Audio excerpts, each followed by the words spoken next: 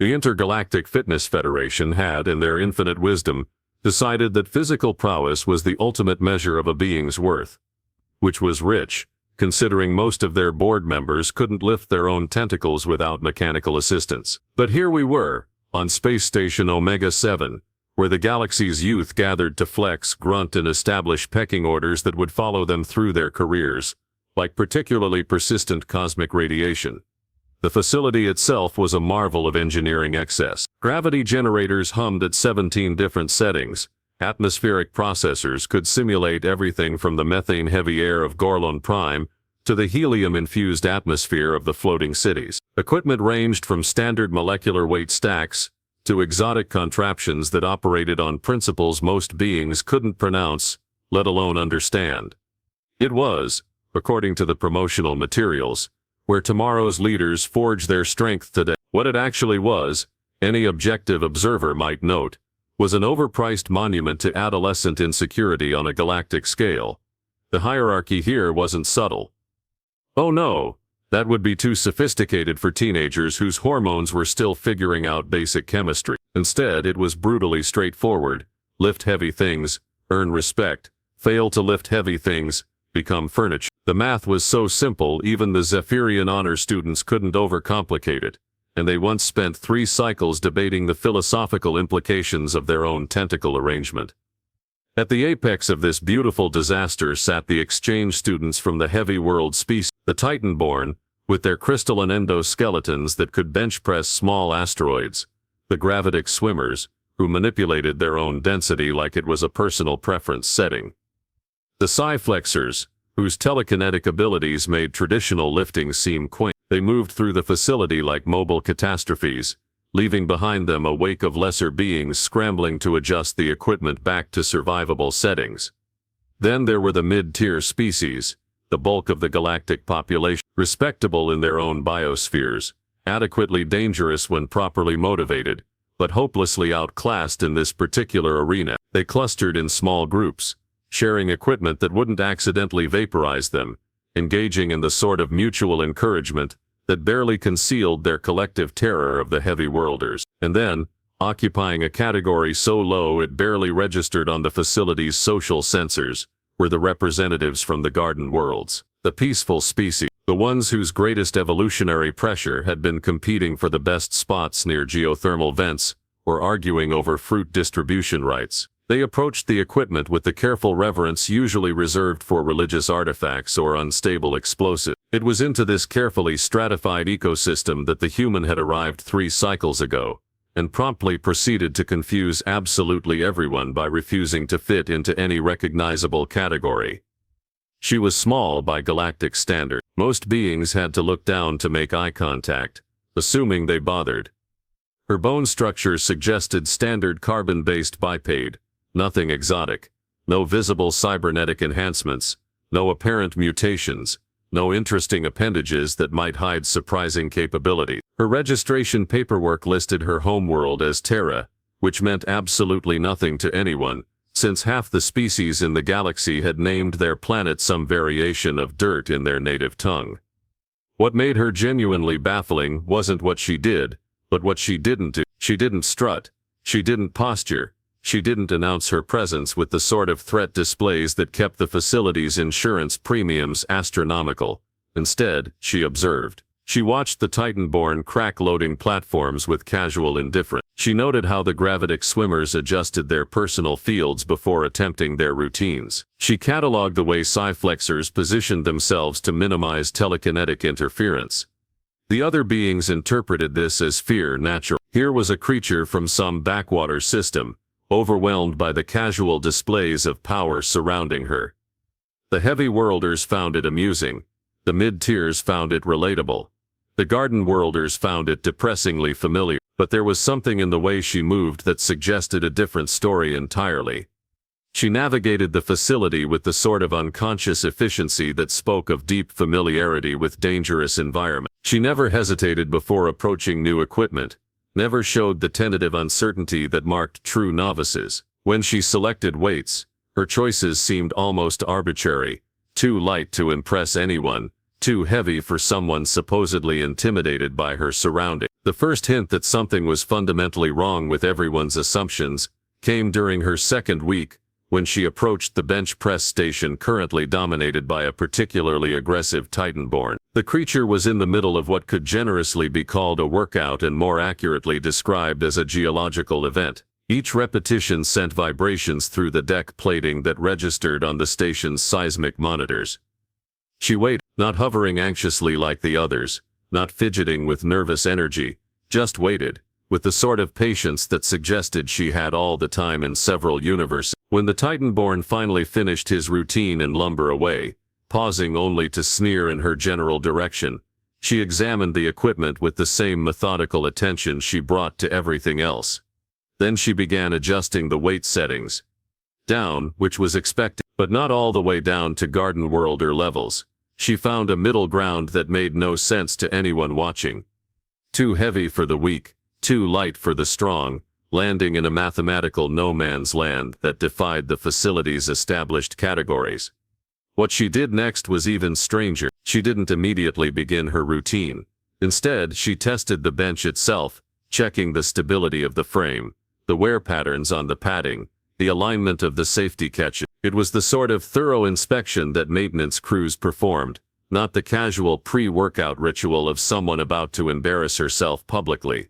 When she finally lay back on the bench and began her first set, something shifted in the facility's social atmosphere. Not dramatically, this wasn't some movie moment where conversations stopped and crowds gathered, but there was a subtle change in the background noise, a barely perceptible alteration in the rhythm of the facility's operation. Because even though what she was lifting couldn't impress anyone, how she was lifting it was beginning to suggest that impressiveness might not be the point at all. The facility's social order had crystallized around three primary apex predators, each representing the absolute pinnacle of what their respective evolutionary paths could produce when those paths had been particularly vindictive about survival requirements. First among equals were the Titanborn, though calling them equals was like calling a supernova a particularly bright candle. Their homeworld had apparently decided that standard physics were more like gentle suggestions, resulting in beings whose crystalline bone structure could withstand pressures that would compress most species into interesting new forms of exotic matter. They moved through the facility like living geological formations,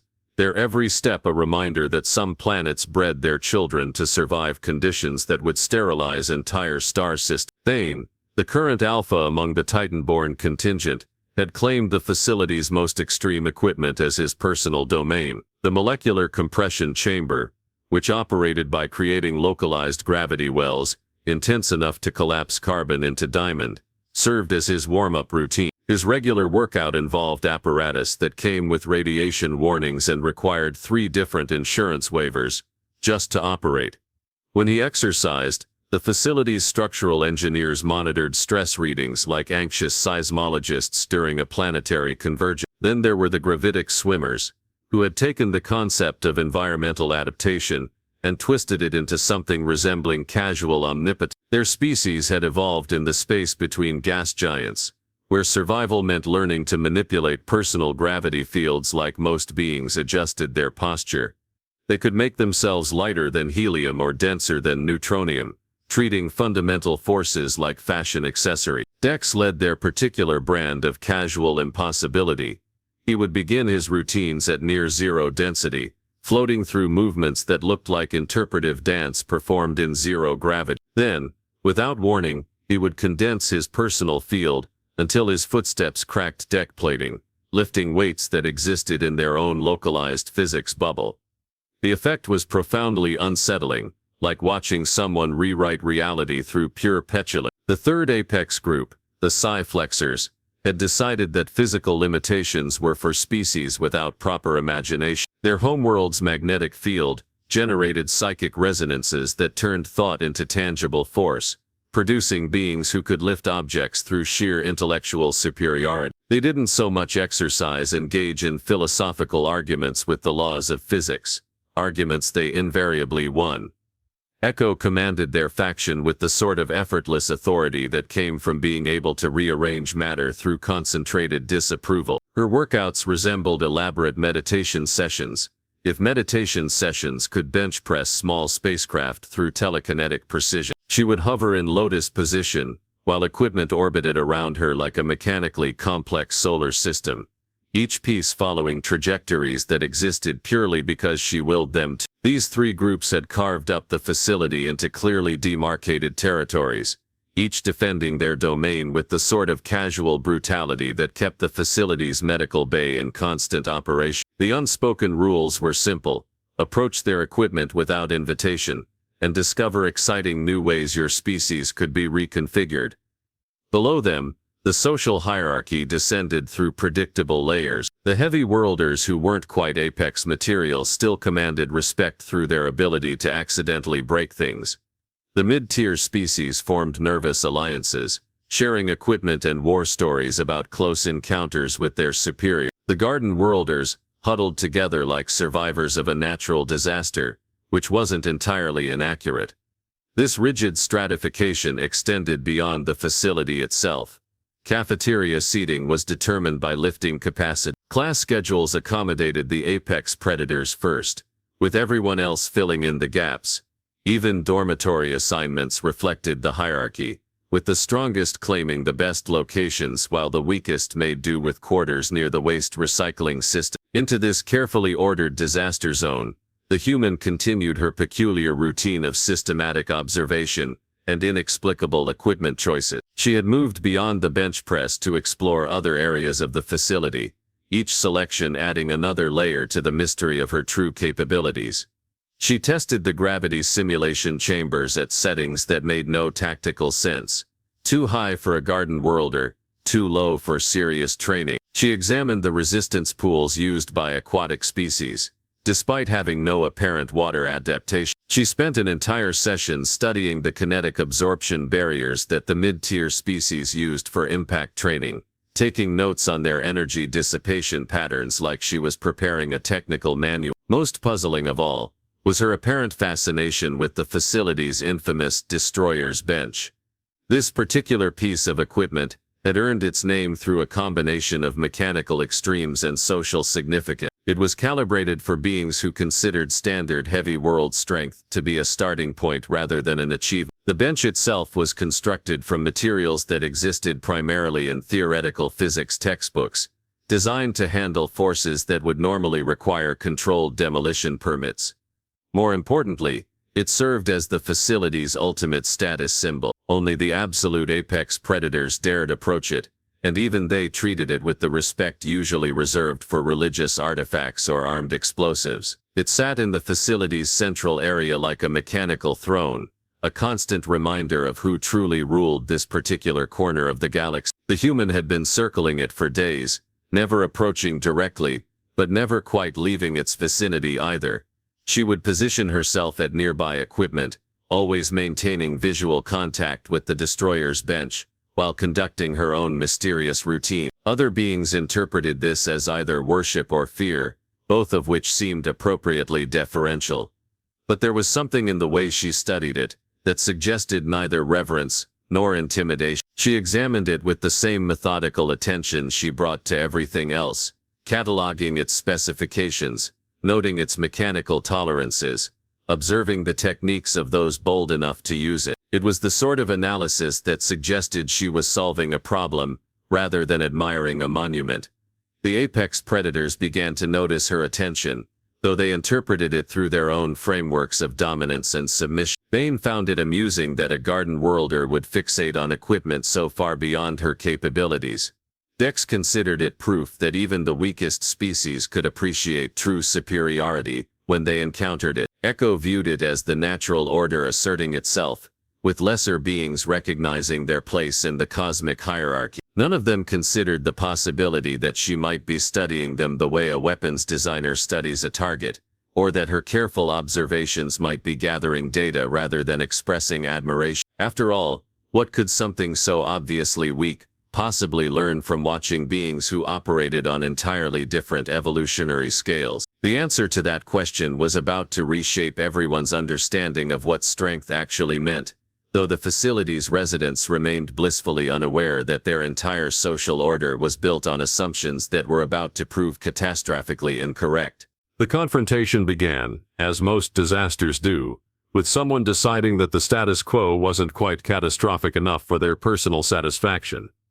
Bain had been having what could charitably be called a rough cycle. His latest attempt at the molecular compression chamber had resulted in a feedback loop that temporarily inverted the facility's gravity grid, sending 17 different species floating toward the ceiling in various states of panic and indignation. The maintenance crew was still finding exotic matter deposits in the ventilation system, and the insurance adjusters had started sending their communications through automated systems to avoid personal trauma.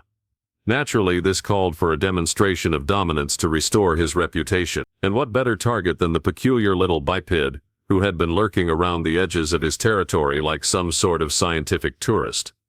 We found her at the kinetic absorption barriers, conducting another of her inexplicable equipment assessments. She was testing the energy dissipation rates at different impact velocities, making notes on a device that looked suspiciously advanced for someone supposedly from a backwater system. The sight of such methodical analysis being performed by someone so obviously beneath his notice was exactly the sort of minor irritation that Titan-born psychology was engineered to eliminate through spectacular violence. "Garden Worlder," he announced, his voice carrying the sort of resonant authority that came from having vocal cords made of living crystal. "You've been watching real beings exercise for cycles now. Perhaps it's time you attempted something yourself." The facility's ambient noise level dropped by approximately 40% as conversations paused and attention shifted toward what promised to be either entertaining or traumatic, depending on your perspective regarding structural damage and medical emergency. She looked up from her notes with the same calm attention she brought to everything else, showing no apparent reaction to being addressed by something that could probably juggle small moon. "I've been exercising," she replied, her tone carrying the sort of mild correction usually reserved for pointing out mathematical errors. Dex materialized beside Bain, his personal gravity field causing nearby equipment to drift slightly off their foundation point. "What she's been doing," he said with the casual contempt that came from treating physics like a personal suggestion, "barely qualifies as movement, let alone exercise." Echo joined them, floating in her preferred lotus position while making several pieces of equipment orbit around her like mechanical satellites. "The question," she observed, her words carrying psychic harmonics that made the air itself seem to listen, "is whether she's capable of actual effort, or if her species is limited to observation and note-taking." What happened next violated several fundamental assumptions about how intimidation was supposed to work. Instead of backing down, apologizing, or fleeing toward the nearest exit, the human carefully closed her notes and stood up. She didn't straighten defensively or adopt any of the threat postures common to species facing overwhelming odds. She simply rose to her full height, which was disappointingly modest, and faced the three apex predators with the sort of calm attention that suggested she found the situation mildly interesting rather than terrifying. "What did you have in mind?" she asked. The question caught all three of them off guard. Most beings, when confronted by the facility's apex predators, either immediately submitted or made doomed attempts at fighting back. They didn't ask for clarification like they were discussing exercise scheduling. Bain recovered first, his crystalline features arranging themselves into what probably qualified as a smile in his species, or Dex suggested, adjusting his density field until his footsteps began cracking the deck plating. "We could set up some basic equipment at minimum resistance and see if you can manage a single repetition." Echo's telekinetic field intensified, causing loose objects throughout the immediate area to vibrate sympathetically. "Though perhaps we should clear the medical bay first," she added. "Your species might not survive even minimal exertion." The human listened to their suggestions with the sort of polite attention that somehow managed to be more unsettling than outright defiance. When they finished, she nodded thoughtfully and looked around the facility's central area, her gaze eventually settling on the destroyer's bench. "Actually," she said, her voice carrying across the suddenly silent facility, "I was thinking of trying that." The silence that followed was so complete it registered on the facility's atmospheric sensors as a minor pressure anomaly. Conversations didn't just pause. They achieved a level of cessation that approached philosophical abstraction. Equipment operations stopped as their operators turned to stare at what was either the most spectacular display of courage or the most comprehensive suicide attempt in the facility's recorded history. Bain's crystalline structure actually creaked as he processed what he'd just heard. "You," he said slowly, "want to attempt the destroyer's bench." The equipment that requires 3 insurance waivers just to approach, Dex added, his gravity field fluctuating with what might have been surprise. The bench that most species can't even survive watching others use. Echo concluded, her telekinetic aura rippling with psychic disbelief. The human nodded with the same calm certainty she brought to everything else. That seems appropriate for a proper demonstration. What followed was a procession that resembled a funeral march, if funeral marches typically involved the deceased walking voluntarily toward their own demise, while 3 apex predators tried to figure out whether they were witnessing unprecedented bravery or comprehensive mental breakdown. The crowd that gathered around the destroyer's bench represented every species in the facility, though they maintained a respectful distance that had more to do with blast radius calculations than social etiquette. The heavy worlders clustered together in anticipation of spectacular violence. The mid-tier species whispered among themselves about the psychological pressures that could drive someone to such extremes. The garden worlders had mostly evacuated to safe viewing areas, though a few remained out of morbid curiosity or species loyalty. The human approached the bench with the same methodical assessment she'd applied to every other piece of equipment. She examined the molecular stabilization fields, tested the gravitational compensation systems, and reviewed the emergency containment protocol. The thoroughness of her inspection began to generate its own form of tension, as beings started to realize that someone attempting suicide by exercise equipment probably wouldn't spend so much time on safety procedure. When she began adjusting the weight settings, that tension crystallized into something approaching genuine concern. Not the excited anticipation of watching someone fail spectacularly, but the dawning realization that failure at these settings wouldn't be spectacular so much as comprehensive, and probably irreversible. She didn't set the weights to maximum, which would have been obviously fatal. She didn't set them to minimum, which would have been pointlessly symbolic. Instead, she found a middle ground that somehow managed to be more unsettling than either extreme. It was a setting that suggested she had specific performance goals rather than suicidal tendencies, which raised uncomfortable questions about what those goals might actually be. As she lay back on the bench and positioned herself under the loading mechanism, something fundamental shifted in the facility's atmosphere. The casual contempt that had characterized the apex predator's attitude began to transform into something approaching uncertainty, because while what she was attempting was obviously beyond her capabilities, the way she was attempting it suggested a level of preparation and understanding that didn't align with impending failure. Her hands found the grips with the sort of automatic precision that spoke of deep familiarity. Her breathing settled into a rhythm that seemed designed for sustained effort rather than final gestures. Her positioning on the bench optimized leverage and stability in ways that demonstrated understanding of biomechanical principles that most species never bothered to learn. And then, in the moment before she began her first repetition, she did something that sent a chill through every apex predator present. She smiled. Not the desperate grin of someone facing impossible odds. Not the manic expression of complete psychological breakdown. Just a small, confident smile that suggested she knew something the rest of them didn't, and was about to demonstrate it in ways that would fundamentally alter everyone's understanding of how the universe actually worked. The first repetition shattered more than expectations. It demolished the fundamental assumptions upon which the facility's entire social order had been constructed. She pressed the weight up with a smoothness that belonged in engineering demonstrations rather than biological system. No strain, no trembling, no desperate struggle against overwhelming force. Just a steady, controlled movement that treated the destroyer's bench like it was precisely calibrated for her specifications rather than designed to challenge beings who could restructure matter through pure indignation. The silence that followed was so profound it achieved its own gravitational field. Bane's crystalline structure produced a sound somewhere between a groan and the tectonic plates of his homeworld shifting position. His entire worldview, which had been built around the comfortable certainty of his own supremacy, was currently undergoing what geologists would classify as a major seismic event. Dex's gravity field fluctuated wildly as his concentration shattered, causing nearby equipment to bounce around like confused particles in a physics experiment gone wrong. His density manipulation, which he'd always considered the ultimate expression of environmental mastery, suddenly felt like a child's trick performed for the amusement of someone operating on entirely different principles. Echo's telekinetic aura collapsed entirely, dropping the equipment she'd been unconsciously levitating with a crash that echoed through the facility like an exclamation point at the end of everything they thought they knew about power hierarchies. But the human wasn't finished with her demonstration of applied impossibility.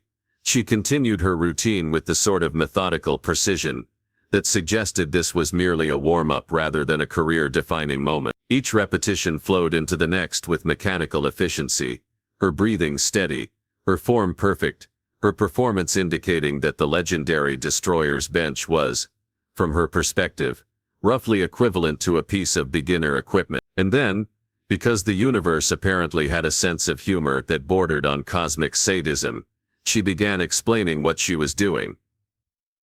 "The thing about gravity," she said conversationally, continuing her repetitions without any apparent effort, "is that most species treat it like a suggestion. Your homeworlds average what, 0.6 standard units, 0.8 for the heavy worlders."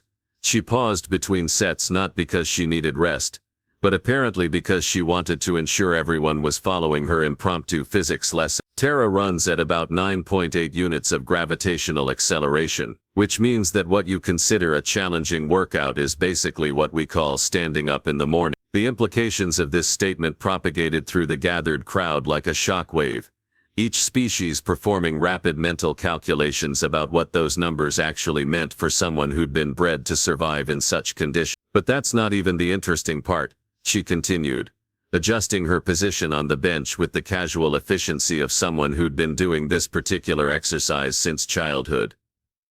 "The interesting part is atmospheric pressure. You're all operating at what, 0.3 standard atmospheres? 0.4 if you're feeling adventurous." She gestured around the facility with one hand while maintaining perfect form with the other, a display of coordination that was beginning to look less like skill and more like fundamental biological superiority. "Terra maintains about 14.7 pounds per square inch at sea level, which means your entire facility is basically vacuum chamber training for us." The mathematical reality of what she was describing began to sink in among the more technically minded species. If her homeworld's standard conditions were that much more demanding than anything they'd evolved to handle, then her casual performance here wasn't impressive, so much as inevitable. She wasn't demonstrating superior strength. She was demonstrating what happened when someone from a death world visited a cosmic day spa. "Then there's the radiation," she added, warming to her topic, while continuing to treat the facility's most challenging equipment like a recreational activity. "Your species evolved under nice, stable suns with reasonable electromagnetic output. Terra's star is what we classify as a nuclear furnace that's constantly trying to sterilize everything in its solar system. We developed melanin just to survive our daily commute to the surface." Bane found his voice first, though it came out as more of a crystalline wheeze than actual words. "Your world," he managed, "is trying to kill you. Constantly," she confirmed cheerfully. "Gravity wants to crush us. The atmosphere wants to suffocate us.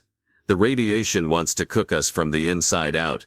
And that's before you factor in the weather systems that can level entire continents just because they're feeling moody." She finished her current set and sat up, finally showing some sign of exertion in the form of a light sheen of perspiration that somehow managed to make everyone else feel inadequate about their own cooling systems. "Oh, and the biology. Most of your predator species have maybe one or two specialized hunting adaptations. Terra decided to get creative, so we ended up sharing our biosphere with creatures that are basically organic weapons platforms." The crowd was beginning to process the full scope of what they were hearing. This wasn't just about gravitational differences or atmospheric pressure. This was about an entire planet that had apparently decided to use evolutionary pressure as a weapon of mass destruction against anything unlucky enough to evolve there. "So when you ask me to demonstrate my capabilities in a facility that's calibrated for species from nice, stable, civilized worlds," she continued, standing up and stretching with the sort of casual flexibility that made everyone else's joint systems feel like crude mechanical approximation. "It's a bit like asking someone who learned to swim in hurricane conditions to demonstrate their technique in a bathtub." The revelation recontextualized everything that had happened over the past few cycles. Her careful observation hadn't been fear or worship. It had been professional assessment. Her equipment choices hadn't been random. They'd been calibrated for someone whose baseline capabilities operated on an entirely different scale. Her patience hadn't been submission. It had been the courtesy of someone choosing not to embarrass others by demonstrating just how vast the gap between their capabilities actually was. Echo was the first to voice what everyone was thinking. "You've been holding extensively," the human confirmed. It seemed polite. Most species don't react well to discovering that their elite performance levels are what we consider basic physical therapy for elderly individuals recovering from minor injury. She looked around at the gathered crowd, her expression carrying the sort of gentle sympathy usually reserved for explaining complex concepts to small children. "The destroyer's bench that you all treat as the ultimate test of physical capability. It's calibrated for about half the resistance I used for warm-up exercises in primary school." The silence that followed this statement was interrupted only by the sound of Dex's gravity field completely destabilizing, causing him to bounce off the ceiling like a beach ball in a hurricane. "Your entire facility," she continued, apparently oblivious to the psychological devastation she was inflicting, "is basically set to what we'd call rehabilitation mode for individuals recovering from serious illness. Which explains why I've been so confused about why everyone treats basic exercise like it's some sort of gladiatorial combat." Bane's crystalline structure was producing sounds that his species typically reserved for continental drift. "So when you were studying, I was trying to figure out if you were all recovering from some sort of systemic muscular disorder," she admitted. "The way you approached exercise suggested serious physical limitations that didn't seem to correlate with your obvious technological capability. I thought maybe there'd been some sort of galactic pandemic that had affected motor function." The cosmic irony was too perfect for the universe to resist. The facility's apex predators, who had built their entire social identity around being the ultimate expression of physical capability, had just discovered that they were basically the galactic equivalent of participants in adaptive sports program. Their most impressive displays of strength were what humans considered light physical therapy for senior citizens with mobility issues. And the being they dismissed as weak, this supposedly inferior creature from an unknown backwater system, had been observing them with the same careful attention that wildlife researchers brought to studying endangered species in protective habitat. As the full implications settled over the facility like a psychological avalanche, the human gathered her notes and prepared to leave. She paused at the entrance, apparently struck by a final thought. "Oh, and about the social hierarchy based on lifting capacity," she said, her voice carrying the sort of helpful tone that made educational announcements. "You might want to reconsider that system, because if physical capability is really how you want to determine social status, then technically every human in the galaxy outranks your entire species combined." She left them with that thought, walking away with the same quiet confidence she'd always shown, though now it carried an entirely different meaning. What they'd interpreted as submission had been restraint.